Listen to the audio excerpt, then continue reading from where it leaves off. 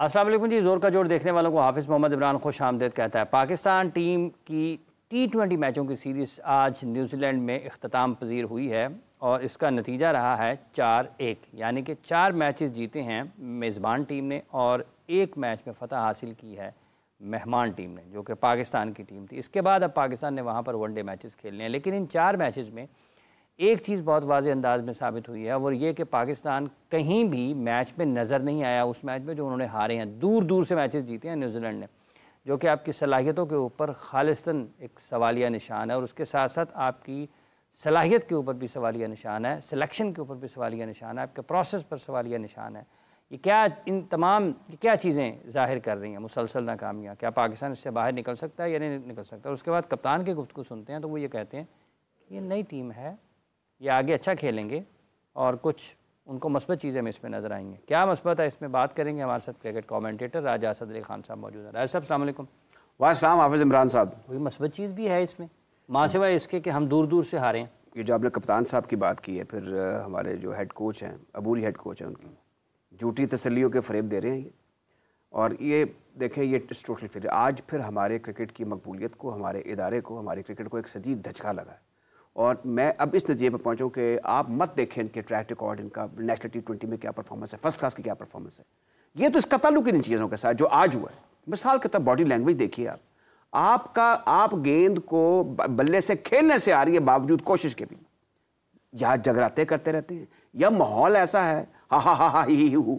देखें, ये चीज़ें सुधरने वाली नहीं है। मैं आपको तो ये माहौल ऐसा हो गया हुआ है। और दूसरा, अब आप इस चीज़ को भूल जाएं कि ये जो अभी आपने जिक्र भी किया था कि ये हम T20 या वर्ल्ड कप की तैयारी कर रहे हैं, क्या खाक तैयारी कर रहे हैं? वो शाख नाजुक पे जो आशियाना होगा, ना पायदार होगा, ये है वो। आप ये मैंने सारी लिस्ट लिखी हुई, इनकी परफॉर्मेंस देखें, इनकी बॉडी लैंग्वेज देखें, आज फील्डिंग के दौरान देखें। अभी कितनी तकरीर की एक जनाब हज़रत हारिस रऊफ़ ने, जो कि हमारे मेन स्ट्राइक बॉलर हैं, कि जनाब 10-15 मौके दें। आप नहीं दे सकते, इनको नहीं दे सकते। तो कप्तान भी कह रहा है ना, यही लड़के आगे जाकर परफॉर्म करेंगे। कहाँ करेंगे? अच्छा देखें, ना इनका ट्रैक रिकॉर्ड ऐसा है, ना इनकी बॉडी अच्छा, ये आगे जाकर परफॉर्म करेंगे। यहाँ पर कंडीशंस का उन्होंने बहुत जिक्र किया। अब्दुल रऊफ साहब टेस्ट फास्ट बॉलर हमारे साथ टेलीफोन लाइन पर मौजूद है। अब्दुल रऊफ साहब, कंडीशंस अगर न्यूजीलैंड की मुश्किल हैं तो कंडीशंस क्या पाकिस्तान में भी मुश्किल थी? क्योंकि न्यूजीलैंड तो पाकिस्तान में पाकिस्तान के खिलाफ जीत कर चला गया है। तो न्यूजीलैंड की किन कंडीशंस का सलमान अली आगा जिक्र कर रहे हैं कि बहुत मुश्किल थी? और अगर बैटिंग के लिए मुश्किल थी तो क्या बॉलर्स के लिए भी मुश्किल थी? और उनके बॉलर्स के लिए क्यों मुश्किल नहीं थी? उनके बैट्समैनों के लिए क्यों मुश्किल नहीं थी? अगर कंडीशंस बॉलिंग के लिए फेवरेबल थी तो पाकिस्तान फ़ायदा क्यों नहीं उठा पाया? देखिए, मेरा ख्याल है कि अब वो कहते हैं ना कि आप पछताए क्या हो जब चिड़िया चुगी खे। तो मेरा ख्याल है कि अब ऊपर पानी सर के ऊपर से गुजर चुका है। इनका पूरा जो सिस्टम है उसकी ओवरऑलिंग की जरूरत थी, जो ये नहीं कर सके। और फिर बार बार की जो चेंजिंग इनकी पाकिस्तान क्रिकेट बोर्ड की में, और उसके बाद जो कोचिंग स्टाफ है, इनकम्पिटेंट लोगों को यहाँ पर मिलाते रहे। यहाँ पे कोई एजुकेशन नहीं थी, कोई विजन नहीं था। ये जो साबका प्लेयर्स ये पाकिस्तान क्रिकेट बोर्ड में आते रहे हैं, ये अपनी जो चिकनी चुपड़ी बातें थी उनसे, ये जो पाकिस्तान क्रिकेट बोर्ड के जो चेयरमैन होते थे, जिनको क्रिकेट का बिल्कुल किसी किस्म का नॉलेज नहीं होता था, ना डीप रूट्स थी, उनको वो मुसलसल बेवकूफ़ बनाते रहे और कहते रहे कि हम पाकिस्तान क्रिकेट को ऊपर लेकर चले जाएंगे, ये कर देंगे, वो कर देंगे। मगर बेसिकली वो अपना एक उन्होंने नजरिया बनाया हुआ था अपनी कमाई का, अपनी दिहाड़ी लगाने का, और वो आते थे और चले जाते थे। तो उससे अब देखें कि पाकिस्तान क्रिकेट एक मुकम्मल जो डिजास्टर है उसका शिकार हो चुकी है। ना कि आगे नजर आ रही है, एक कदम आगे जाते हैं, 10 कदम पीछे आ जाते हैं। कोई इनका विजन नहीं है, कोई इनकी डायरेक्शन नहीं है, कोई समझ नहीं है, कोई इनको पता नहीं है कि लॉन्ग टर्म पॉलिसी क्या होती है, किस प्लानिंग पे चलना है, कौन से फॉर्मेट में किस प्लेयर को खिलाना है, किसको नहीं खिलाना है। तो फिर उसका एंड रिजल्ट यही डिजास्टर की शक्ल में निकलेगा। अब्दुल रऊफ साहब, कता कलामे की इजाज़त चाहूँगा, लेकिन विजन से मुराद जब हम लेते हैं तो सबसे पहले क्या वहाँ पर क्रिकेटर्स मौजूद हैं, क्रिकेट के फैसले करने वाले? तो फिर जब ये देखते हैं तो सिलेक्शन कमेटी में सारे क्रिकेटर्स हैं, आकिब जावेद, असद शफीक, अजहर अली, अलीम डार, ये सारे क्रिकेटर्स हैं। अगर हम अपनी नेशनल क्रिकेट अकेडमी में देखते हैं, वहाँ पर भी क्रिकेटर हैं, और जगहों पर देखते हैं तो वहाँ पर भी क्रिकेटर हैं। जो मेंटोर्स हैं वो भी क्रिकेटर्स हैं, पांचों के पांचों मेंटोर्स भी क्रिकेटर्स हैं। फिर उनके साथ जो लोग जुड़े हुए हैं वो भी क्रिकेटर हैं, मतलब अब्दुल रज़ाक भी क्रिकेटर हैं, वहाब रियाज भी क्रिकेटर हैं, वो मिसबाहुल हक, शोएब मलिक, सर्फ, ये सब के सब क्रिकेटर्स ही हैं ना। तो फिर विजन का क्या मसला नज़र आता है आपको? देखिए, मुझे सिर्फ ये बताएं कि विजन कहाँ से आता है। अगर क्रिकेट खेलने से अगर वियन आ जाता तो विव रिचर्ड क्यों वेस्ट इंडीज क्रिकेट बोर्ड का सरबराह नहीं बना? अगर क्रिकेट खेलने से क्रिकेट आती है तो जो सचिन तेंदुलकर क्यों इंडियन क्रिकेट बोर्ड का सरबराह नहीं बना? अरविंदा डिसल्वा क्यों श्रीलंकन क्रिकेट बोर्ड का सरबराह नहीं बना? और जो बाकी क्रिकेटिंग जो ग्रेड्स हैं वो क्यों उन कंट्रीज में ना वो हेड कोच बने, ना वो क्रिकेट बोर्ड के सरबराह बने, ना कुछ बने? मुझे सिर्फ ये समझा दें कि वियन आता किधर से है। विजन आपका आता है एजुकेशन से। आपकी एजुकेशन आपकी आती है, आपकी जो स्पोर्ट्स साइंसेज है उसकी आपको 18-20 साल की आपको डिग्री लेनी पड़ती है, तब आपकी दिमाग और आंखें हैं कि आपने साइंटिफिक जो स्टडीज हैं उसको किस तरीके से इम्प्लीमेंट करना है प्लेयर्स के ऊपर, जो आपने मिनिमम आपने एफर्ट के जरिए मैक्सिमम रिजल्ट किस तरह लेनी है, मिनिमम एफर्ट के जरिए मैक्सिमम फिटनेस कैसे प्लेयर्स की बेहतर करनी है, उनकी रेंज चार्ट को कैसे बेहतर करना है, उनकी बायोमैकेनिक्स पे कैसे काम करना है, उनकी साइकोलॉजिकल लेवल पे कैसे काम करना है, उनके लिए लॉन्ग टर्म पॉलिसी कैसे बनानी है।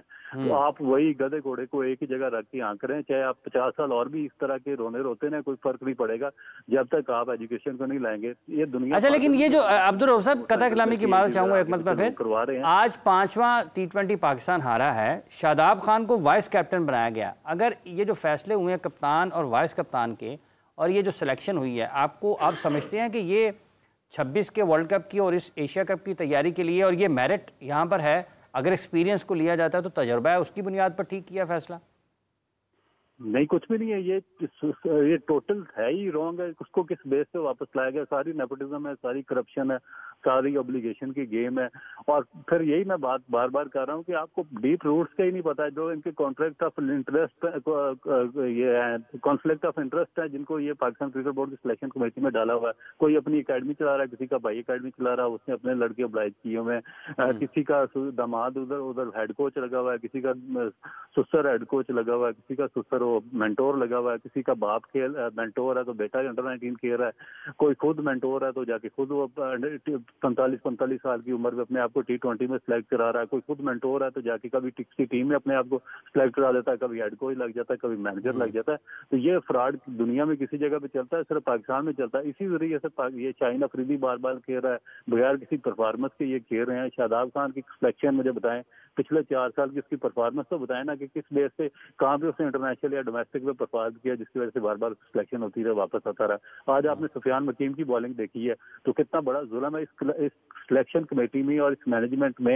एक रति बराबर भी शर्म हो तो पानी से डूब मरना चाहिए इनको, या इनको रिजाइन कर देना चाहिए कि उसने एक ही प्लेयर है जिसको बॉलिंग करना आती है, आपने उसको चैंपियन ट्रॉफी से भी ड्रॉप कर दिया, यहाँ भी सारे मैच बाहर बिठा दिए और आखिरी मैच खिला दिया। तो आपका जब विजन ही नहीं है, जो आपकी पॉलिसी नहीं है, आपने सारा सिस्टम ही इसी पे चलाना, ऑब्लिगेशन पे चलाना है, तो फिर उसमें फायदा ही नहीं है। आप फिर उसमें फायदा ही नहीं है जब आप सुफियान मुकीम का, जैसे राजा साहब अभी अब्दुल रऊफ साहब ने जिक्र किया कि आपने उसको चैंपियंस ट्रॉफी भी नहीं खिलाई, यहाँ भी सारे मैचेस बाहर बिठाए, एक मैच आपने उसको खिलाया, उसमें उसने परफॉर्मेंस दे दी है। तो ये तो कह रहे हैं अब्दुल रऊफ साहब की सिलेक्शन ही पाकिस्तान की, इसकी बुनियाद ही ठीक नहीं है, खिलाड़ियों को जो इंतखाब हुआ है वही उसकी बुनियाद दुरुस्त नहीं, वो मयार ही नहीं है। मयार तो है नहीं, ये जैसे मैंने बात शुरू की थी कि मयार तो है नहीं, वो तो नज़र आ रहा है। लेकिन मुझे बताइए, आप जो मयारी भी आते हैं, जिनके ऊपर पस मंज़र भी है, उनकी रजवान की और बाबर आजम की बॉडी लैंग्वेज क्या है? मुझे बताएं। एक सिंपल मैं आपको एक बात बताना चाहता हूँ कि जो कप्तान है ना, अगर वो टीम को एक यूनिट के तौर पर लेकर नहीं चल सकता तो he is a total failure. आपने रिजवान को भी देखा, बाबर आजम को भी देखा, वो जो टर्म्स कॉइन की हुई हैं आप लोग कहते हैं वो बड़ी शर्मनाक किस्म की है कि फलाना ग्रुप है, फलाना ग्रुप है। पर दुनिया के तख्ते पर, जैसे अभी रऊफ से भी जज्वी तौर पर जिक्र किया, किस मुल्क में साबिक टेस्ट क्रिकेटर, साबिक मैनेजर, साबिक चेयरमैन बैठ के क्रिकेट के हाईएस्ट ऑफ एक्सपर्ट पे बात करें जबकि उनको नहीं करनी आती है, वो नहीं कर सकते?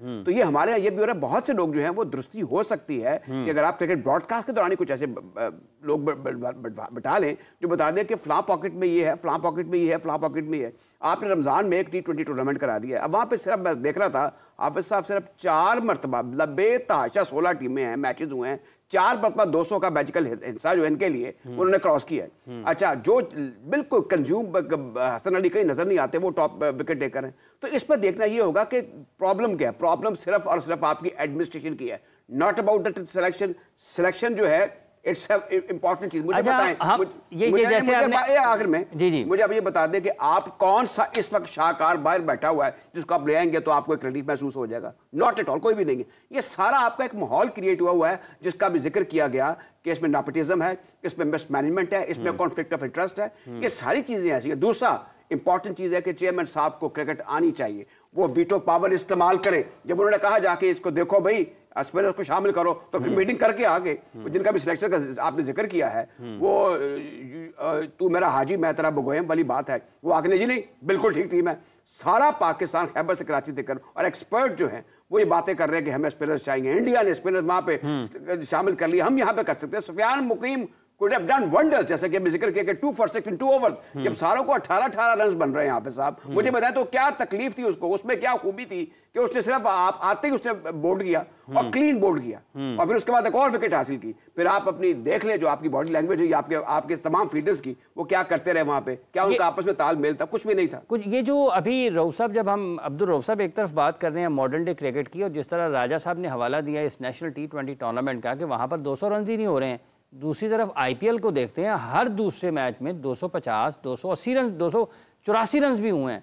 तो इसका मतलब ये है कि हमारी जो क्रिकेट, जो हम डोमेस्टिक क्रिकेट करवा रहे हैं, वो तो कहीं मुताबिकत ही नहीं रखती ऊपर इंटरनेशनल क्रिकेट से। हम ये कहते हैं कि जो खिलाड़ी आउट ऑफ फॉर्म है उनको डोमेस्टिक क्रिकेट में भेज दें, लेकिन जिनको पाकिस्तान की टीम में शामिल कर रहे हैं उनके पीछे कोई डोमेस्टिक क्रिकेट ही नहीं है। देखिए बेसिकली जब तक आप अपने सिस्टम को स्ट्रांग नहीं करेंगे आप आगे बढ़ ही नहीं सकते। आपको बेसिकली अपना जो टेस्ट क्रिकेट है उसको स्ट्रांग करना पड़ेगा, और टेस्ट क्रिकेट को स्ट्रांग करने के लिए आपको जो फर्स्ट क्लास क्रिकेट है उसको कम्पिटेटिव करना पड़ेगा। आपने फर्स्ट क्लास क्रिकेट की ही रोलिंग स्टोर बना दिया, आपसे कोई इवेंट करवाया नहीं जा रहा सक्सेसफुली। और बेसिकली प्रॉब्लम क्या हो रहा है कि अगर आप टेस्ट क्रिकेट की स्ट्रांग टीम हो तो फिर बाकी जो फॉर्मेट्स हैं उसमें इतना आपको प्रॉब्लम नहीं आता, और ना ही वर्ल्ड आपको इतना डाउन कंसिडर करती है।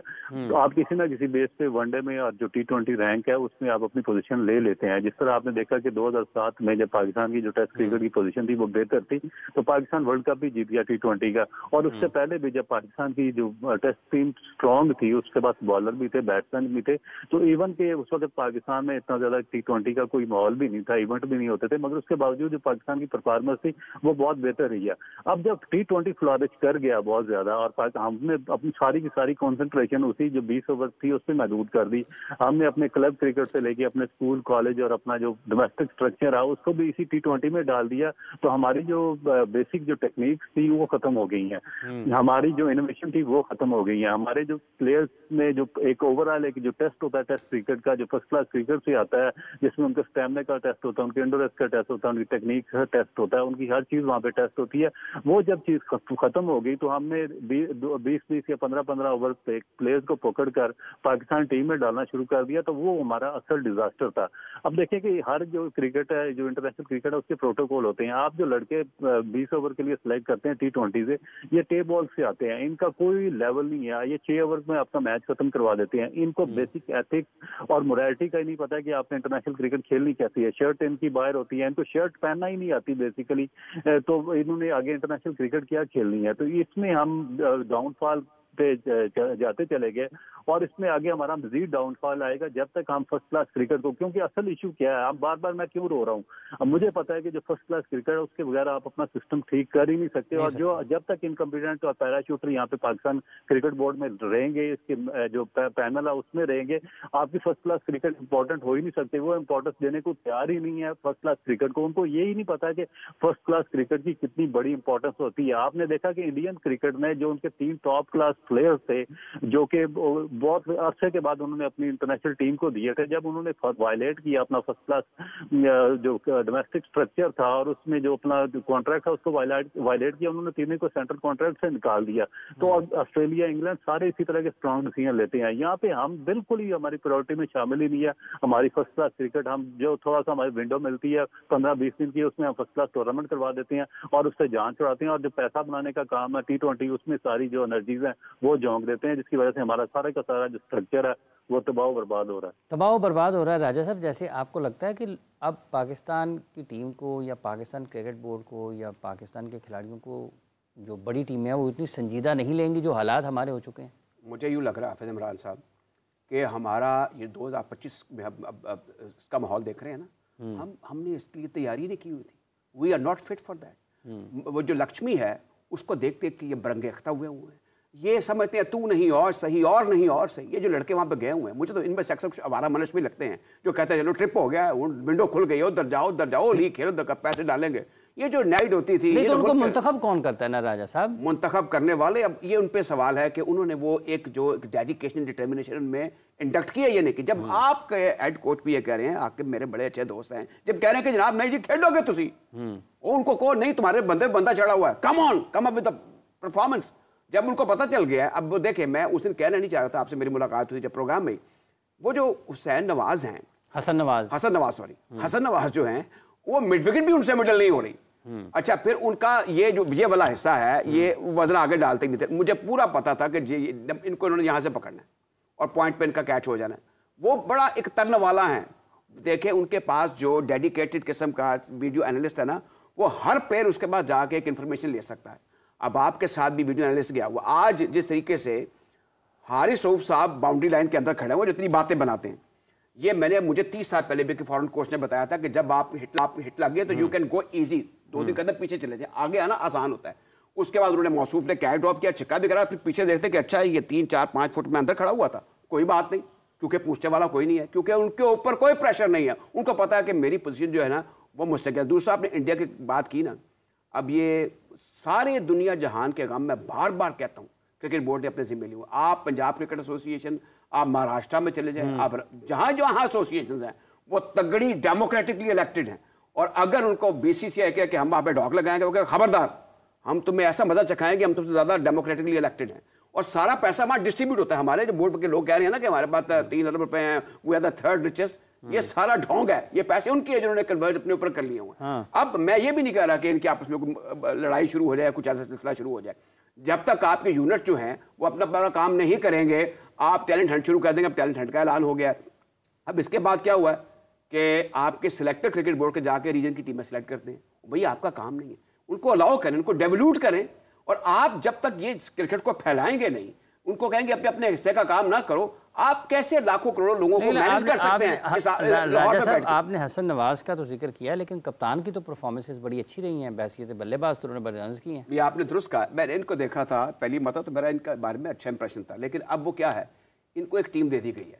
ये कोई हुक्म बरदार किस्म के कप्तान है, शरीफ इंसान है, अच्छी परफॉर्मेंस भी दे रहे हैं, लेकिन अगर वो जो कप्तान हम एक्सपेक्ट करते हैं वो कहेगा जी ये मेरे साथ बैठ के टीम बनाए ना, मुझे ये चाहिए ये नहीं चाहिए, होना यही चाहिए कि इसको साथ बैठाया जाए, इनकी राय ली जाए, और जो चेयरमैन ऑफ सेलेक्टर है वो अनाउंस होना चाहिए।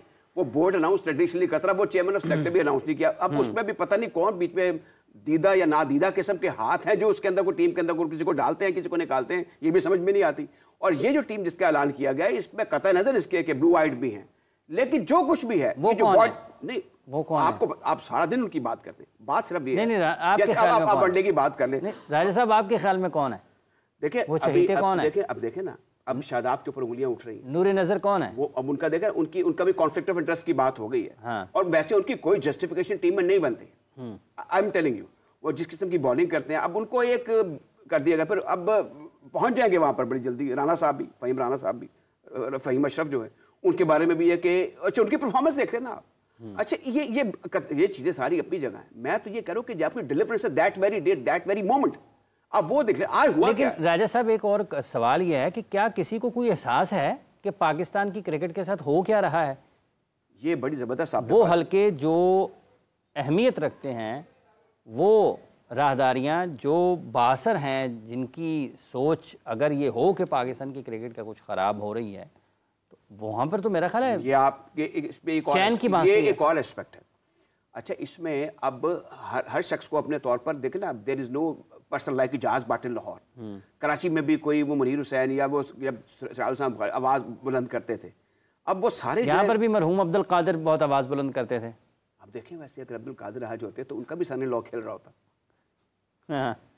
ठीक है ना, अब ये भी तो है ना, लेकिन नहीं वो ऐसे नहीं थे, वो तो उन्होंने अपने बेटे को निकाला। एक स्टोरी है। हाँ। बात ये है कि अब सारी सूरत हाल ऐसी है कि हर शख्स जिसको अपना किरदार अदा करना चाहिए था ना, वो कॉम्प्रोमाइजिंग पोजीशन में आ गया। क्योंकि जो एक और इशू है कि जैसे हमारा देखिए नेशनल मूड है ना, वैसे क्रिकेट पर भी उसके असरात शैडो पड़ा है। ठीक है, वो जो एक हक और सच की बात करने वाला, अगर कोई अव्वल तो है ही कोई नहीं, अगर कोई है फिर उसके साथ आपको पता है क्या कुछ होता है। और क्रिकेट में भी ये चीज़ें चल रही हैं, कुछ हादसात कुछ वाकयात आपको भी पता है, आप उनके जानने वाले भी हैं, उन्होंने किसी ने आवाज़ बुलंद की तो उनको हमेशा हमेशा के लिए कहा जी आप तो किसको आपको पता है आप उनको प्रोग्राम में बुलाते रहे, आप सब छोड़ें। नहीं कौन रहा मैं क्यों कौन है ना रहा नहीं, आप नुमान भट्ट की बात कर लेना, जब क्वेटा में इजलास हुआ था। अच्छा, मैं नहीं कहता उन्होंने सही किया या गलत किया, उन्होंने आवाज बुलंद अपने तौर पर की, उनको समझाया जा सकता कि आप ऐसा मत करें कि उनको पाबंद कर दिएगा कि आप दोबारा उनकी पाबंदी खत्म हुई, उनका इलेक्शन ही नहीं हो रहा, 2 साल हो गए हैं। अब ये देखे ना, ये जो तकड़ी एसोसिएशन कम से कम मुल्तान, फैसलाबाद, लाहौर, कराची